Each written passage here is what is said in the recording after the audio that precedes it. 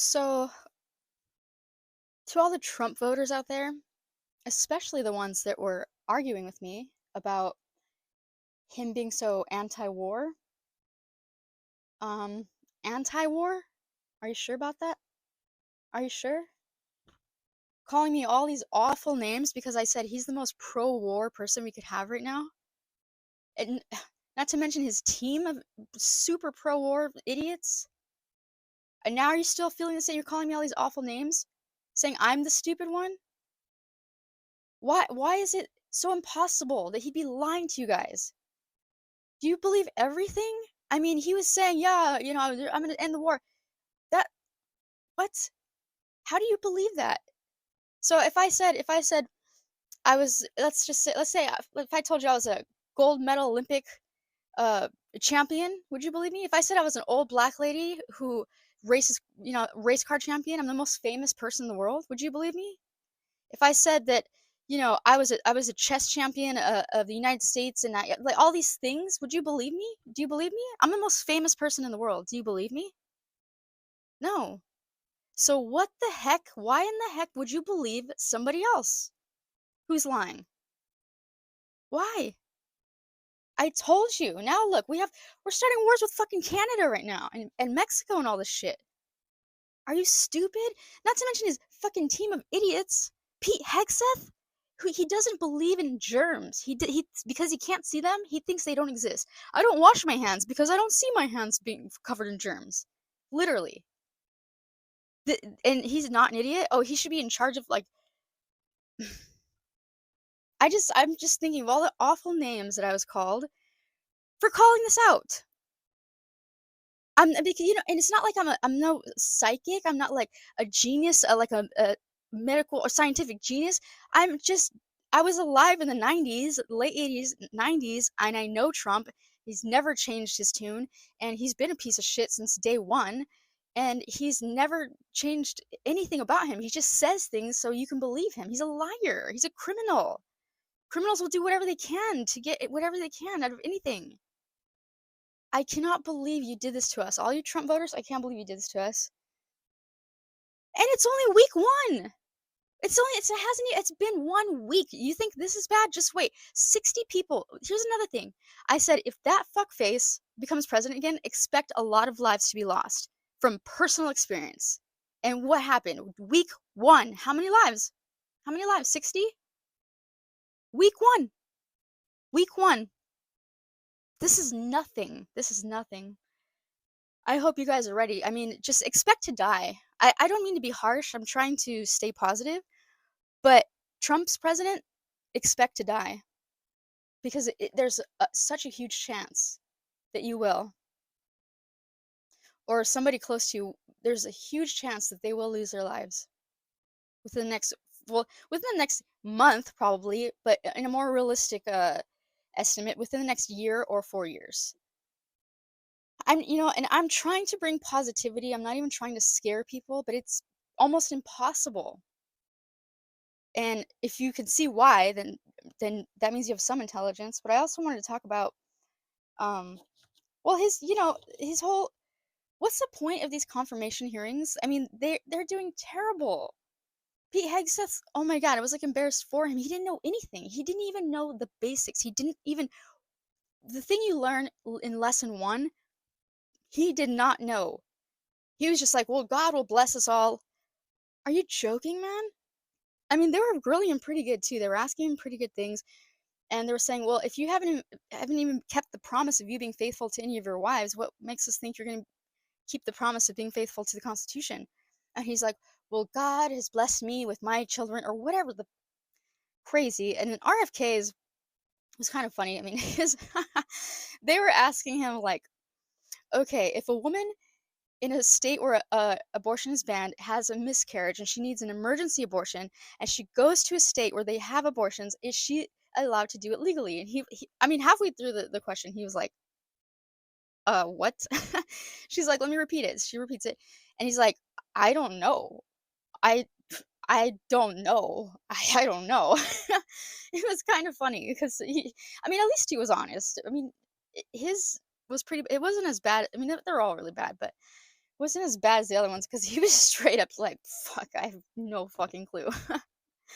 I mean, it's super terrifying and sad that he didn't know the answers to any of these because these are the people that must know the answers. I mean, it's like, what are you doing with life if you don't even know the answers and you're in charge of such a huge, thing? But I thought it was pretty funny because it's so painful and so scary that I can't help but to laugh at it.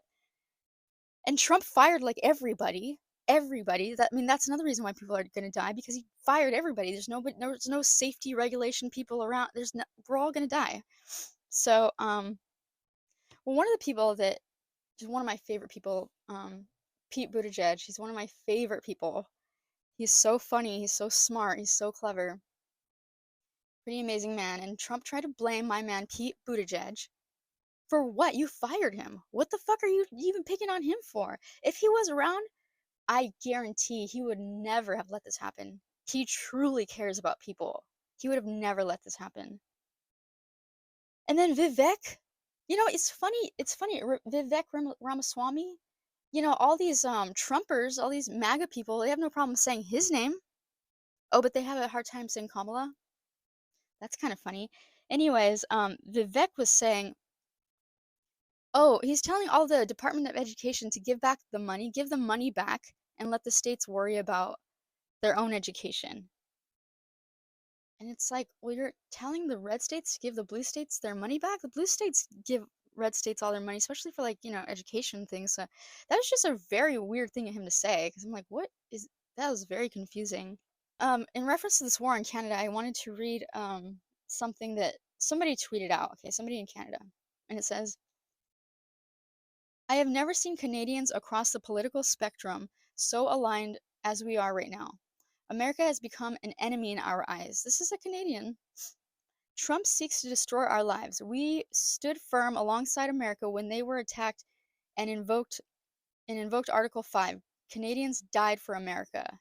On 9/11, we opened our airspace and allowed American flights to enter Canada. Even though it was an incredibly dangerous situation, Canadians opened up our homes for Americans in peril. Peril. And this is what you do to Canada in return? America wants to destroy our economy, destroy our lives, and make Canada the 51st state? Seriously, screw America. I don't want this to happen. But if push comes to shove, Canada has a few tools up its sleeve. We take off our gloves. America wants to destroy our economy. Let's drive up inflation in America and remind Americans that it's Trump's fault that their cost for food, gas, and homes significantly increased. That's real shit. How are your eggs, Trump voters? How are your egg prices? Do you guys even eat eggs? And you guys had to do all this bullshit. This is nothing. This is week one. Week one. Bullshit. You guys fucked us all. This is nothing. Your close ones, if you don't die, your close ones will die.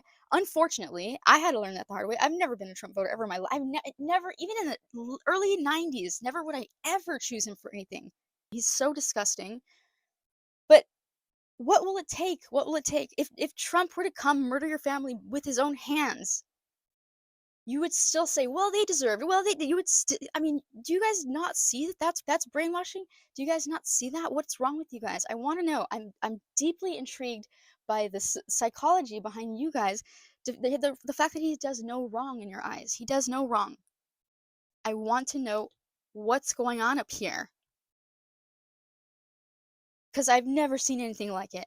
And for this guy of all people, typically people who are obsessed or regard people like this, they're either extremely attractive or they've mastered some sort of skill. Trump has neither. Mastering some sort of skill means like that they're the race car champion, or they're the boxing champion, whatever, some kind of talent or whatever. I don't mean like, oh, manipulation skills or anything like that. So what the fuck is it about this guy? He's disgusting as shit. He's ugly as fuck. He doesn't even have talent in second grade reading level. So what the heck? What's going on here? Are you guys that fooled? If I were to tell you, if I would have known you as long as you've discovered Trump, if I would have told you the same exact things that he's been telling you this whole time, would you think that the same about me? Even though I'm not running for president or anything like that. If I were just a friend of yours and all the things he's saying, I was saying the same thing but applying it to my life, would you believe me? Would you think the same of me? That's what I'm curious about. Or or even if I was running for president, if that was exactly me, and I was a good friend of yours or a close family member, and I was doing all these same exact things that he's doing, would you feel the same way about me that you do about him? If so, why? If not, why not? I'm dying to know. Please answer me because this is something that keeps me up at night and it's mind-boggling and I just wish there was something I could do. I wish there was something that everybody who feels similar to me could do because it seems like nobody can do shit, which is mind-blowing. I mean, how did we not set up any rules or regulations just in case something like this happens? I don't know. This is bullshit.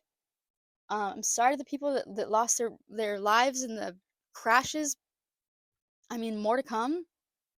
I'm pretty sure there's 2 crashes now. This is absolutely mind-blowing. It's just mind-blowing. It's enraging, it's disappointing. I can't help but to think, well, how much better things would have been if Kamala was she actually did win. I don't know if you guys have seen that. There's like plus there's all this proof and everything. And this guy, he's a very professional investigator. He has all the evidence, and she won by 3 million something, 3,500 or something. And he's been doing a lot of work. And even Trump and Elon, my uncle calls him Leon. Even Trump and DeLeon, he says DeLeon Musk. Even Trump and DeLeon they've even gone out and told everybody how they rigged it. So technically she actually did win. So it's so effed up, man. It's just so effed up. It's just disappointing. And I wouldn't care. Honestly, I wouldn't care if it didn't actually affect us all personally. Because usually the reason why I'm not very political, before this is because I'm like, well, no matter what happens, it's not going to change my everyday life. But guess what? It's gotten to the point where this stupid fuckface is too stupid to know up from down that it has affected my life in the most colossal way I could have ever imagined. So now it's personal. And even putting personal shit aside, you guys are you got they're risking all your guys' personal everything, all your finances, your education, your family, everything that you guys have as far as like meaningful things in your life. Um, they're all at risk. And mark my words, because I can go back and look for all the times I said, "Are you kidding? Trump is not anti-war. He is pro-war." And people are like, "No, you're stupid. You're this, you're that. Fuck Kamala, blah blah blah." And it's like, it's Kamala, first of all, and second of all, okay, come back here in 8 months and still say the same thing to me. That's what I said. And tell me about your egg prices and tell me about your money being so much more money now. Bullshit. We pay the tariffs, you dumbasses.